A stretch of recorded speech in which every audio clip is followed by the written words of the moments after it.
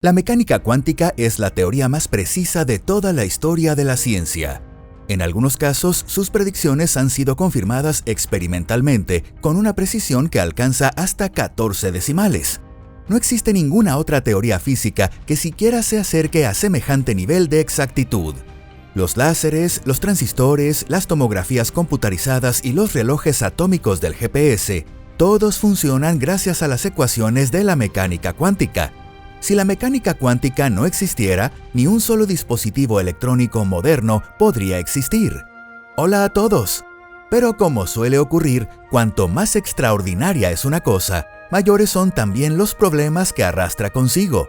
Y el problema de la física cuántica es que, incluso después de 100 años, los físicos siguen sin ponerse de acuerdo sobre qué significa realmente esta teoría.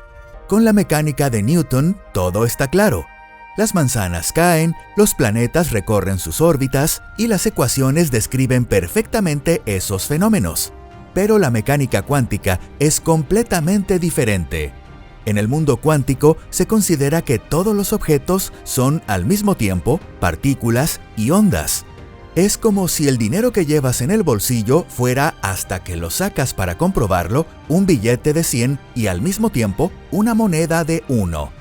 Suena completamente absurdo, y desde la perspectiva de nuestra experiencia cotidiana, realmente lo es.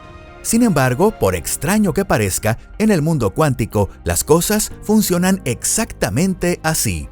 Y no es posible eliminar esa dualidad, porque precisamente esa dualidad es el fundamento sobre el que se sostiene toda la mecánica cuántica.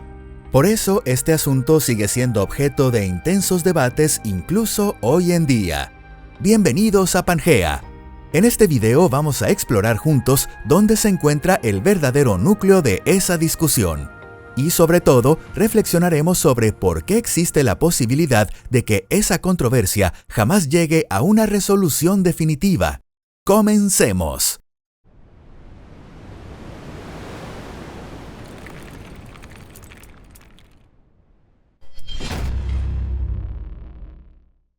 Cállate y calcula. Para entender por qué están discutiendo los físicos, primero tenemos que conocer al protagonista de esta controversia, ese elemento fundamental que se encuentra en el corazón mismo de la mecánica cuántica. Se trata de la función de onda.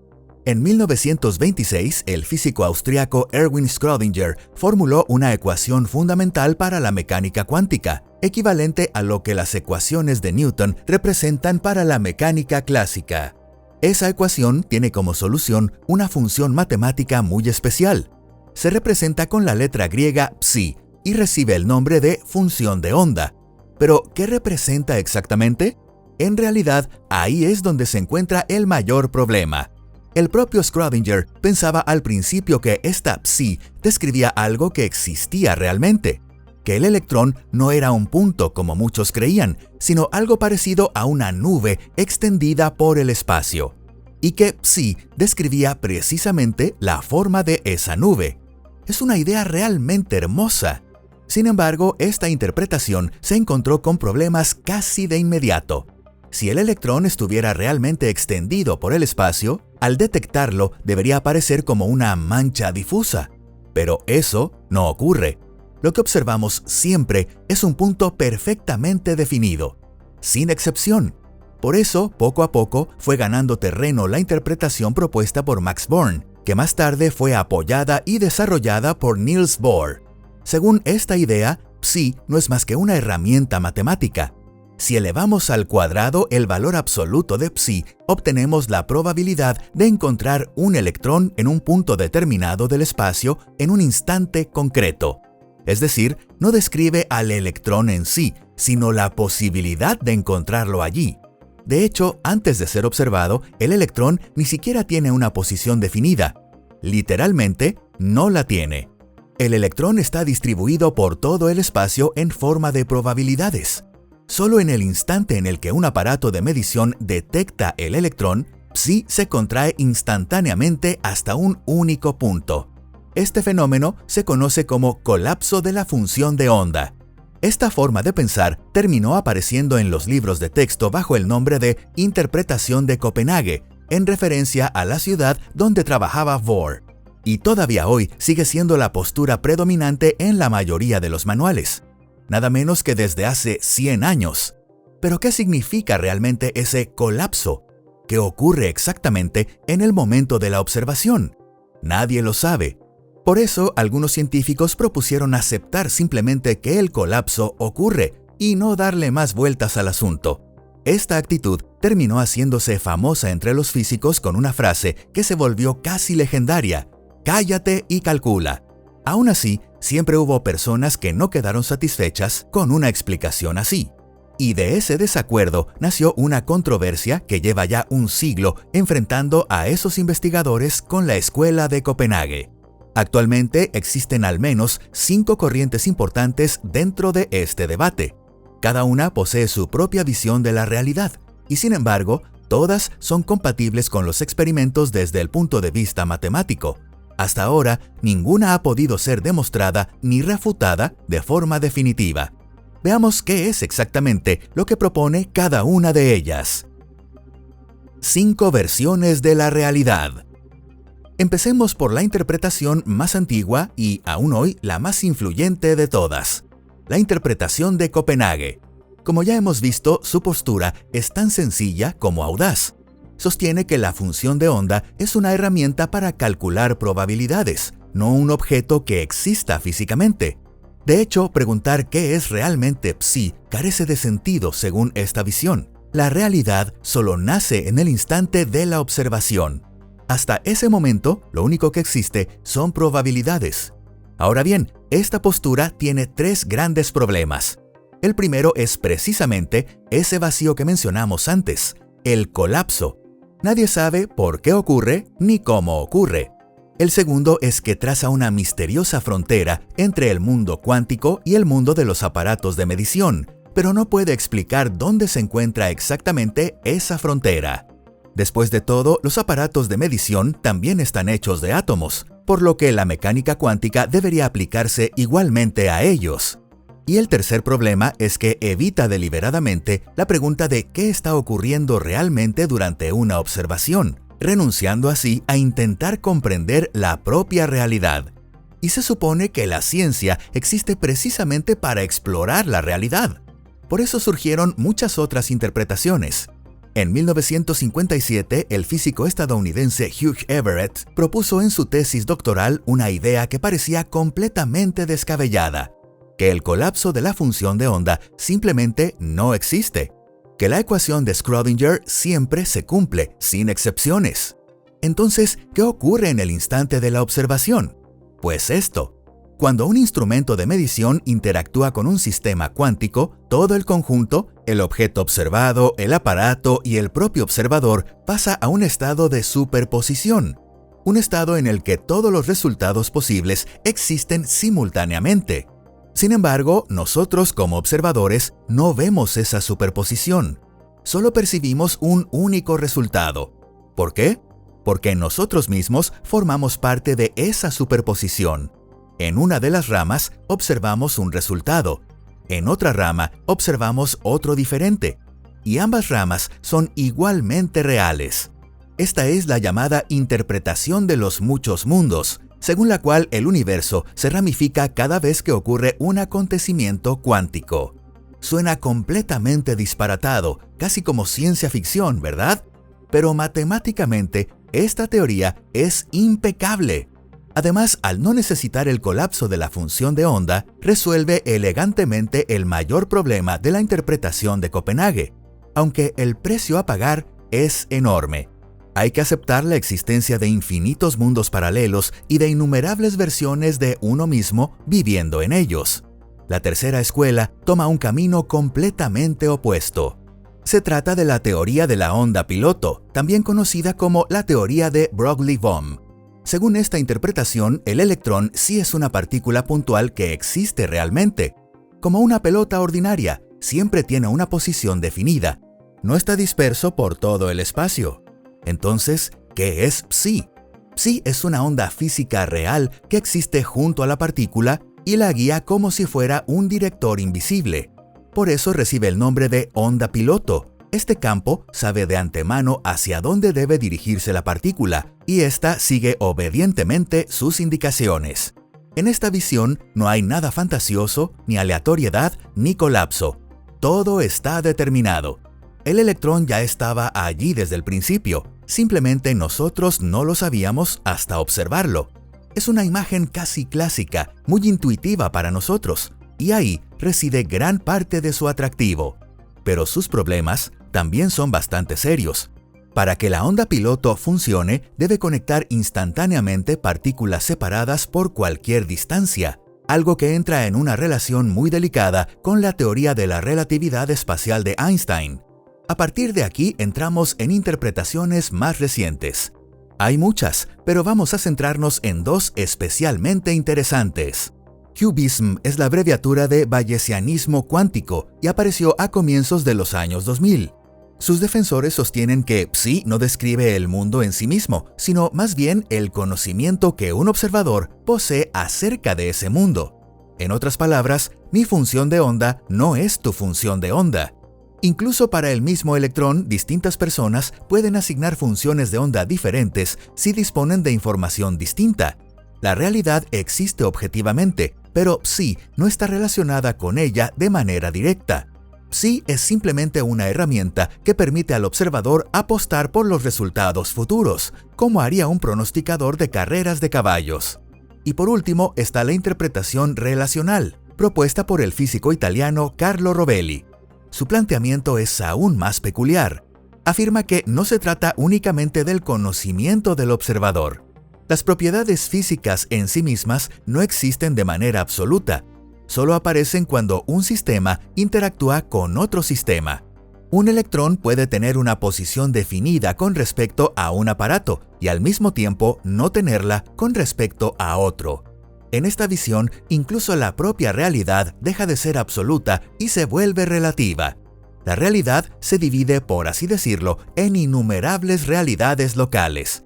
Pero no en el sentido de la interpretación de los muchos mundos, sino simplemente porque distintos observadores pueden describir un mismo sistema de maneras diferentes, sin que esas descripciones tengan que converger necesariamente en una única imagen absoluta.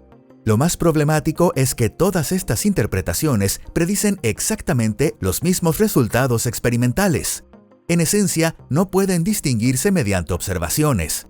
Lo único que cambia es la forma de entender la realidad. Y entonces surge inevitablemente una pregunta. ¿Existe alguna forma de determinar cuál de todas ellas es la correcta? ¿O se trata simplemente de una cuestión de preferencias personales sobre la que la física no puede pronunciarse? Y aquí es donde la historia se vuelve realmente apasionante. Porque en los últimos 15 años, los físicos por fin han encontrado una manera de hacer avanzar este debate. No de resolverlo, sino de desplazarlo un poco más adelante. La historia de un teorema. En 2011, tres físicos británicos, Matthew Pusey, Jonathan Barrett y Terry Rudolph, publicaron un preprint que causó un enorme impacto en la comunidad de la física. Su colega Anton Zeilinger describió aquel trabajo como el avance más importante en los fundamentos de la mecánica cuántica desde el teorema de Bell. Y por cierto, el teorema de Bell está considerado el mayor logro en este campo durante la segunda mitad del siglo XX. Entonces, ¿qué fue exactamente lo que hicieron Pusey, Barrett y Rudolph? Demostraron un teorema matemático. Un teorema que hoy conocemos como el teorema PBR, por las iniciales de sus apellidos. Su contenido puede resumirse así. Si asumimos que un sistema cuántico posee un estado físico real antes de ser observado, un estado que no puede reducirse únicamente a la función de onda, y además suponemos que los sistemas preparados por separado son verdaderamente independientes entre sí, entonces la función de onda no puede ser una simple herramienta de cálculo, debe corresponder a algo que existe realmente dentro del sistema físico. Dicho de otra manera, si la psi no representa la realidad misma, sino únicamente nuestro conocimiento sobre ella, entonces aparecen contradicciones matemáticas con las predicciones de la mecánica cuántica. Pero las predicciones de la mecánica cuántica, como ya hemos visto, han sido confirmadas por miles de experimentos. Por lo tanto, psi no sería una mera abstracción matemática, sino algo que forma parte de la realidad. Esto supuso un golpe muy duro para todas las interpretaciones que consideran a psi una simple herramienta y no una entidad real. Al escucharlo, parece que el teorema PBR hubiera puesto fin al problema de una vez por todas. La victoria definitiva de los realistas, dejando únicamente por decidir cuál de las dos teorías, la interpretación de los muchos mundos o la teoría de la onda piloto, tiene razón. Pero no nos adelantemos. Este teorema también tiene algunos puntos débiles. Sus conclusiones no se derivan de una manera incondicional, sino que dependen de ciertas hipótesis previas. Y la más importante de ellas es precisamente aquella hipótesis de la independencia. Si yo preparo un sistema cuántico en un laboratorio y tú preparas otro sistema distinto en otro laboratorio situado a 1000 kilómetros de distancia, se supone que ambos sistemas no deberían estar conectados de ninguna manera. A primera vista parece algo completamente obvio, pero en mecánica cuántica, pocas cosas son tan peligrosas como lo que parece obvio. Algunos físicos se preguntan ¿por qué deberíamos asumir la independencia como una hipótesis? Tal vez el universo esté mucho más profundamente interconectado de lo que imaginamos. La teoría conocida como superdeterminismo sostiene que nada es verdaderamente independiente y que todo el universo está vinculado por causas comunes que se remontan a un pasado muy lejano. Por supuesto, muchos físicos consideran que el precio de aceptar el superdeterminismo es demasiado alto, porque implica negar la libertad del experimentador, es decir, la posibilidad misma de elegir libremente la configuración de los aparatos. Sin embargo, el superdeterminismo no ha sido refutado como postura filosófica, simplemente es una idea poco popular. Entonces, ¿qué aportó realmente el teorema PBR? Logró reducir de forma drástica el abanico de interpretaciones posibles, y eso constituye un logro extraordinario. Pero no consiguió zanjar la controversia de manera definitiva, porque cada una de las corrientes que sobrevivieron dispone de alguna forma de evitar las hipótesis sobre las que se basa el teorema. Y aquí es donde aparece un nuevo enfoque, esta vez no desde las matemáticas, sino desde los experimentos. Si mides con suavidad, puedes ver más lejos. El teorema PBR tiene otra debilidad más. Durante años, quienes se muestran escépticos ante el realismo han seguido planteando la misma incómoda pregunta. ¿Qué es exactamente lo que están midiendo en esos experimentos? No será la psi de una sola partícula, ¿verdad? ¿No estarán simplemente recopilando estadísticas de miles de millones de partículas y reconstruyendo algo a partir de ellas? Quizá esa psi real no exista para cada partícula individual. Tal vez solo exista una distribución estadística, y ustedes simplemente están interpretándola como si fuera algo real. Sin embargo, ese mismo año, 2011, el físico canadiense Jeff Landin y sus colegas de Ottawa lograron algo que hasta entonces parecía prácticamente imposible. Consiguieron reconstruir directamente la función de onda del estado cuántico de un fotón. Y lo hicieron conservando las propiedades cuánticas del fotón y perturbando su estado lo mínimo posible. ¿Cómo lo lograron? Gracias a un método conocido como medición débil, una idea que el físico israelí Yakir Aharonov ya había propuesto en 1988. La idea era realmente brillante.